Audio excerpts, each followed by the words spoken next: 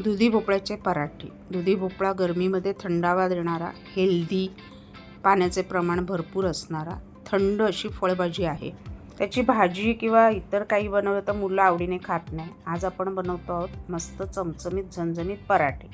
त्याच्यासाठी धने, बडीशेप, जिरं अर्धा चमचा, 7-8 हिरव्या मिरच्या, 3 संकेश्वरी मिरच्या, अर्धा चमचा काळी मिरी, 2 लसूण कांदे आणि 2 इंच आलं, मीठ घालून कोरडं आपल्याला भुरभरून घ्यायचं आहे त्या पिठात टाकण्यासाठी. चमचमीत अशी छान टेस्ट येण्यासाठी धने बडीशेपने अशी छान अशी चव येते दाताखाली आल्यानंतर. कोरडा भुरभुरवून घ्यायचा आहे मीठ घालून. आणि हा मसाला आहे ना फ्रीजमध्ये चांगला आठवडाभर राहतो. तुम्ही इतर भजी किंवा वडी करण्यासाठी वगैरे वापरू शकता. आता दुधी भोपळा मी किसून पाण्यात ठेवला आहे काळा पडू नये म्हणून. घट्ट पिळून आपल्याला तो घ्यायचा आहे. 2 कप पीठ घेतलं तर 1 कप मी दुधी भोपळ्याचा किस घेतला आहे. घट्ट पिळून का घ्यायचं आहे, कारण त्याला मीठ लागलं ना की पाणी सुटत जाणार आणि पीठ आपलं पातळ होऊ शकतं. तर 2 कप पिठामध्ये चवीनुसार मीठ, 2 टेबलस्पून तेल वापरायचं आहे. आणि छान ते तेल आहे ना पिठाला प्रत्येक दाण्याला लागेल असं छान चोळून घ्यायचं आहे. त्याने ना खस्ता पराठा होतो, सॉफ्ट तर होतो. सॉफ्ट होण्यासाठी आपण दही वापरणार आहे, पण खस्ता होतो आणि चव छान लागते पराठ्याला. आणि पराठे ना हे प्रवासात वगैरे 2-3 दिवस टिकतात तेल असल्यामुळे. आता आपला जो मसाला जो आपण भरभरून घेतला होता ना, खरडवून म्हणजे खरडा म्हणा करून घेतला होता ना, तो त्याच्यात ॲड करायचा आहे 2 चमचे. भरपूर कोथिंबीर घ्यायची आहे. आणि आपला 1 कप किस, दुधी भोपळ्याचा किस 1 कप घेतो आहे आपण. तर तुम्ही कमी जास्त तुम्हाला कसं आवडेल तसं घेऊ शकता. आणि तिखट जरा चमचमीत हवं असेल तर तो खरडा आहे ना 1 चमचा एक्स्ट्रा, अर्धा चमचा एक्स्ट्रा घेऊ शकता.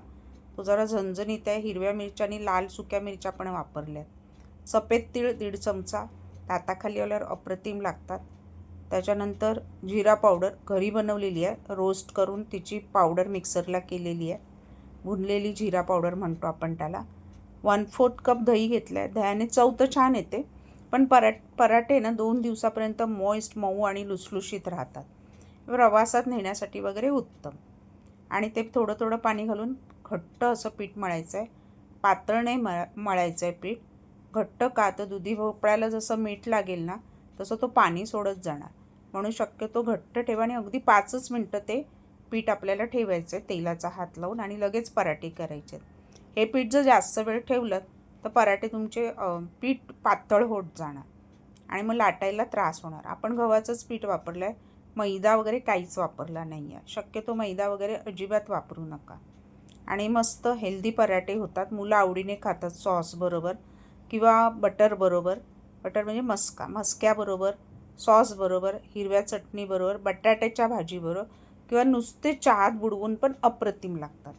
आता तो छान गोळा घ्या, तुम्हाला हवा त्या आकारामध्ये लाटून घ्या. हे चपातीसारखे पातळ नाही करायचे, थोडेसे जाडसर ठेवायचे. पराठा म्हटला की तो जाडच असतो. आणि छानपैकी ते गोल लाटून घ्यायचे. लाटणीने जास्त दाब नाही ठेवायचा, हलक्या हाताने गोल लाटायचे.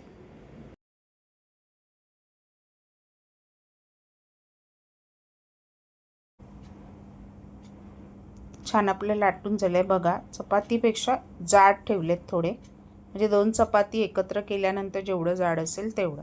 आता गरम तव्यावर तूप लावून मस्त दोन्ही बाजूने खरपूसताना परतून घ्यायचं आहे की आपले दुधी भोपळ्याचे पराठे तयार आहेत. गरमागरम खाल्ले ना तर 1-2 नक्कीच जास्त जातील. आणि जो आपला वेगळा मसाला जो वाटून आपण घातला आहे ना, त्याची ती पराठ्यांना अप्रतिम चव येते दाताखाली आल्यावर. मी थोडा ओवा घालायला विसरली, तर तुम्ही ओवासुद्धा ह्याच्यामध्ये 1/2 चमचा हाताने चोळून घाला, म्हणजे अजून त्याचा स्वाद वाढेल. तयार आहेत आपले दुधी भोपळ्याचे लुसलुशीत खस्ता पराठे.